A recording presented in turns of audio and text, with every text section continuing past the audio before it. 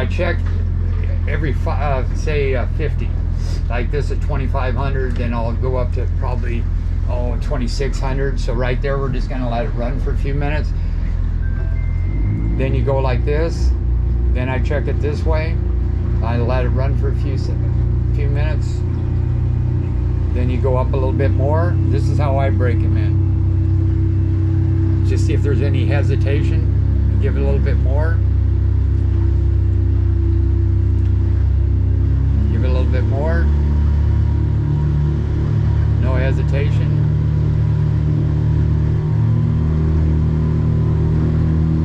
Then just keep going up slowly. So now the motor's is warmed up. Like right now, yeah, 14, the temperature's up. So we're good on that. So then I bring it up a little bit more. A little bit more to see what the RPMs is. 56. I bring it back down. So now what I do is just run like this a little bit. 3,600. I'm going to let it sit there for like 5 minutes. And I do the same thing with the main motor.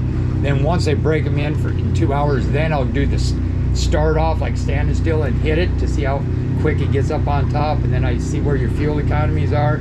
Then I open it up again, make sure it's propped right, and then so when you get the boat, it's basically broke in. But I would say if you're still in a little bit of doubt, maybe keep it to about no more than 4,500 RPMs. And that's a good cruising speed. You should be doing 30 miles an hour.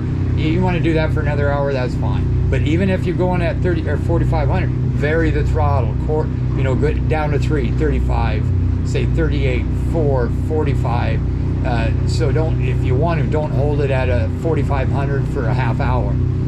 That's up to you. But actually, when I get done, you can run it how you want. You just don't want to idle them when they're brand new. That's the worst thing you can do.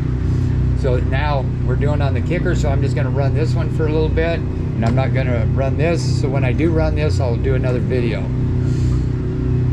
So, and at the end of the day, say you were doing this. Seeing that, I brought it down. So say you were doing this all day long. What you want to do, especially on that kicker, you want to open it up for at least 3 minutes, at least, wide open, to blow the carbon out. And the main motor especially, if you're running say at 3,800, 3,900, you want to sit there at the end of the day. If you haven't hit it a few times and got it going up to 5,800, then what I would say, you better open this thing up. Like say from here to that marker out there, channel, open it up until you get there. And just before you get back to where you put the boat in, the ramp, that will clean the carbon. But if you just say lug it at 4,000 every time and you don't go beyond that, you're going to have carbon problems. And on a V6, that's you have to clean it out. If you don't, you're going to have problems. Okay, so I'm going to go and I'm going to finish breaking this kicker in.